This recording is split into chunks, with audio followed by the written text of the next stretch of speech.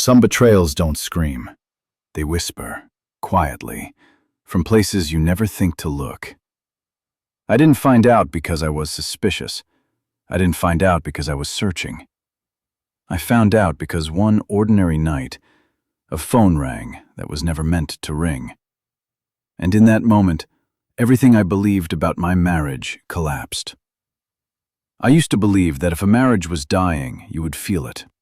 Arguments, distance, silence, something obvious. But our home was calm. Too calm. My wife still laughed at my jokes, still asked how my day went, still kissed me goodnight. That's what made the truth so dangerous. Because when betrayal hides behind routine, it doesn't knock. It waits. We'd been married for 7 years. 7 years of routines, Sunday mornings, shared prayers, late-night talks about the future. No dramatic fights, no broken plates, no signs of another life. Or so I thought. That night, she fell asleep early. Exhausted, she said. Her phone was charging on the dresser. Mine was dead. I reached over to unplug hers, just for a moment. That's when I noticed it. A vibration. Not from the phone I knew, from underneath the drawer. At first I thought I was imagining it. I stood still, held my breath. Then it happened again, a soft buzz, hidden, deliberate. I opened the drawer, and there it was, a phone I had never seen before. It wasn't old, it wasn't broken, it wasn't forgotten. It was fully charged. My hands trembled, not from anger, but confusion. Why would my wife need another phone? I told myself not to jump to conclusions. People borrow phones. People forget devices. But then the screen lit up. A message preview appeared. Just 6 words. Did you delete our chats? I didn't open it right away. I stood there arguing with myself like a stranger in my own house. If I open this, nothing will ever be the same. If I don't, I'll always wonder. The phone vibrated again, another message. I miss your voice tonight. My heart began to pound so loudly, I was afraid it would wake her. I looked at my wife sleeping peacefully beside me. The same woman who told me she loved me that morning. The same woman who prayed with me before bed. And suddenly, I realized something terrifying. Whatever this phone held, she had lived with it every day and smiled anyway. I unlocked the phone. No password. As if secrecy itself was the password. The screen opened to a messaging app I didn't recognize. Hundreds of unread messages, voice notes, photos, call logs. Not from one person, from the same name, over and over and over again. I didn't read them yet. I couldn't, because deep down, I already knew. This phone wasn't an accident. It was a life, and I was standing at the doorway of it. I placed the phone back in the drawer, carefully, quietly, and returned to bed, next to a woman who was no longer fully mine. But what I didn't know then, what still keeps me awake at night, is that the messages were only the beginning. Because the next morning, I heard her voice in a way I never had before, and it shattered what was left of my trust. Morning after the discovery. Morning came the way it always did. Soft light through the curtains, the distant sound of a neighbor starting their car, the illusion of normalcy. My wife stirred beside me and smiled, half asleep. "Good morning," she said. Her voice sounded the same, warm, familiar. And yet, I felt like I was lying next to a stranger who knew something I didn't. I answered her. I smiled back. That was the hardest part, pretending nothing had changed when everything already had. She went to the bathroom first, humming softly, a song I didn't recognize. I lay there staring at the ceiling, replaying the messages I hadn't read. That secret phone was still in the drawer, silent now, patient. It felt like a living thing in the room, watching me. I realized something unsettling. Betrayal doesn't explode immediately. It seeps. And once it enters your mind, everything starts to rot. After she left for work, I didn't move. I waited. I needed silence, time, space to think. Then I opened the drawer. The phone was still there. I picked it up. This time I didn't hesitate. The first message thread opened automatically. Same name, no profile photo. Just words. Weeks. Months. I scrolled slowly, not rushing, not skipping. Every message felt like a step deeper into something I couldn't climb out of. At first, it didn't look terrible. How was your day? Did you eat? Good night. The kind of messages spouses send each other.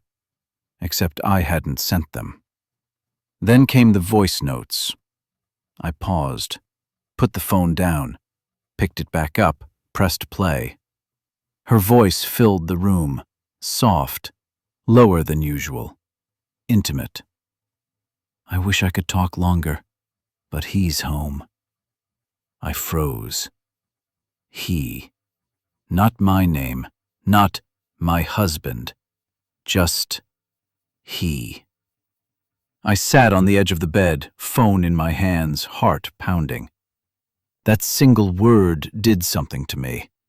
It erased me. I kept listening. She laughed in those voice notes, a laugh I hadn't heard in months. She sounded free, unburdened, alive. The man's replies came next. Calm, confident, familiar. He knew her routines, her frustrations, her dreams. He asked about her fears, things I thought only I knew. This wasn't flirting. This wasn't curiosity. This was a parallel marriage.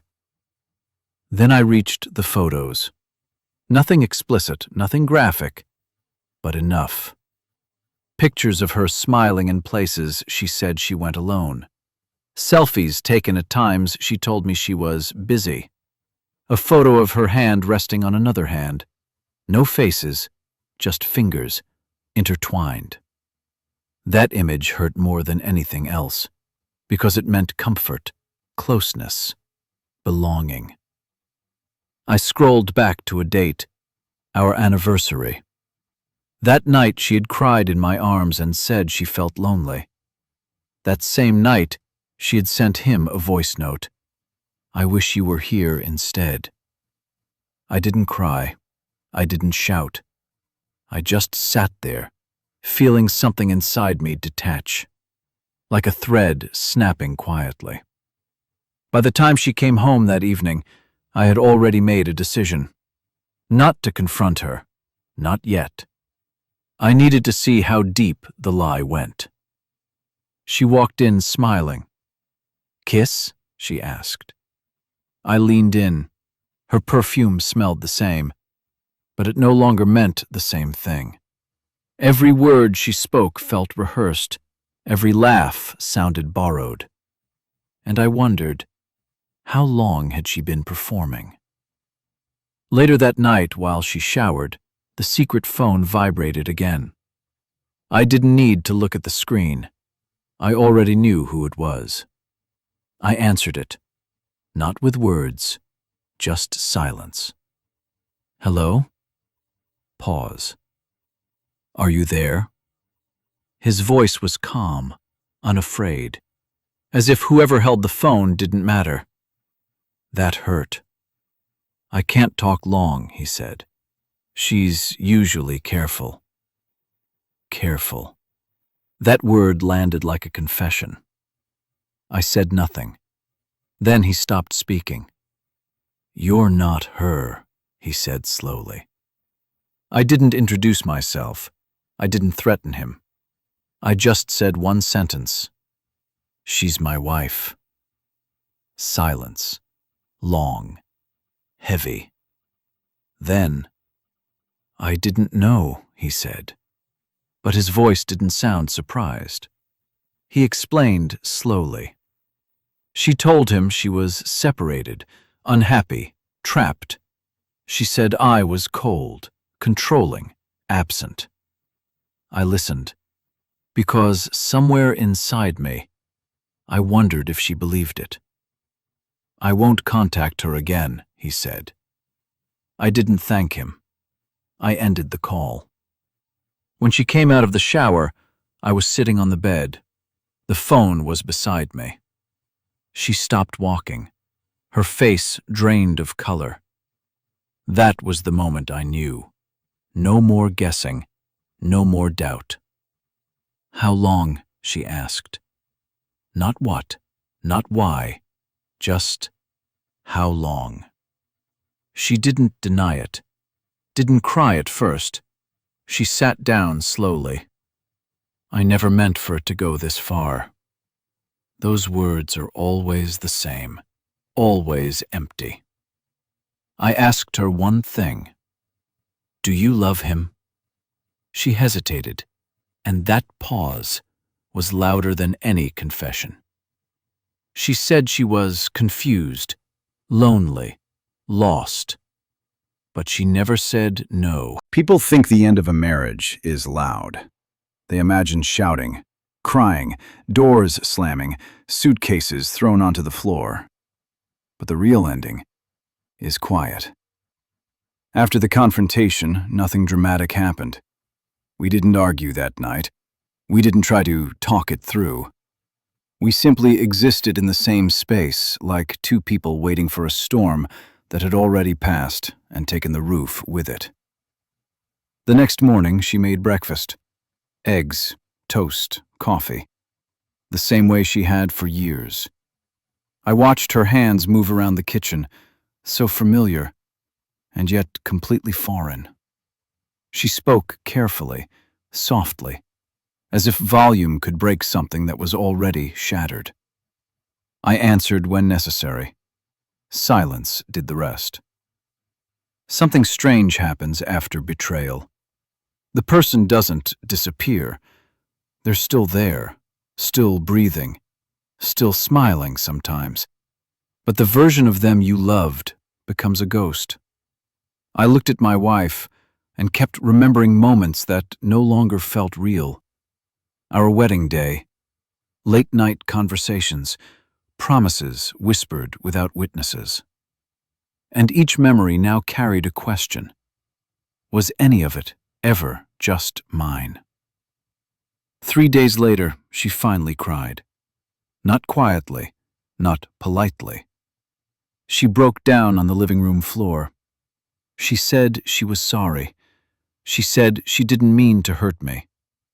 She said she felt empty and didn't know why. I listened, not because I wanted explanations, but because I needed to know if she understood the damage. Then she said something that hurt more than the messages. I never planned to leave you. Those words landed heavy, because it meant this wasn't about choosing him. It was about keeping me while reaching for someone else. I realized something in that moment. She didn't want a new life. She wanted two.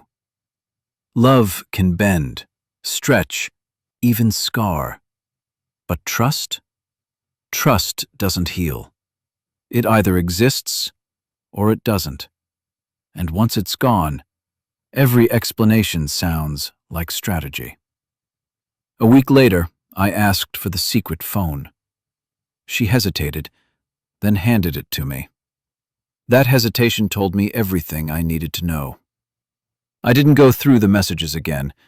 I went to the last one. A message she never sent. Typed, saved, unsent. It was addressed to him. It said, I don't know how to let go of you, but I know I'm destroying something that once mattered. I wish I had been braver before I lied. I stared at that message for a long time, not because of him, but because she had clarity and still chose deception. Divorce doesn't begin with paperwork. It begins with a private decision, a moment when you accept that staying will slowly erase who you are. That night, lying beside her, I made that decision, quietly, without anger. The next morning, I told her I wanted a separation.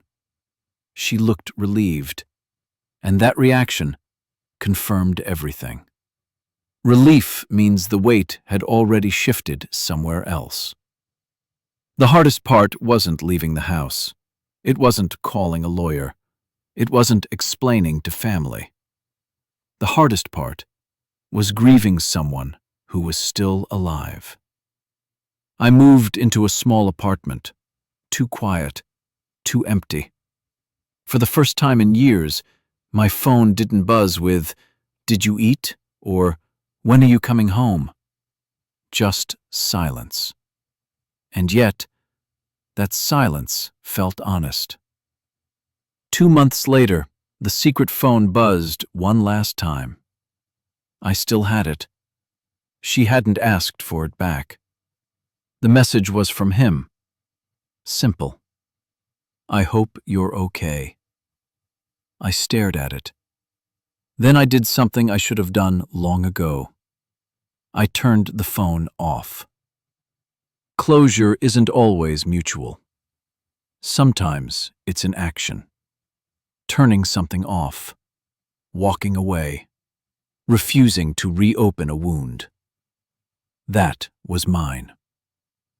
I don't hate her. That surprises people. But hatred requires attachment, and that attachment was gone. I learned something painful, but important.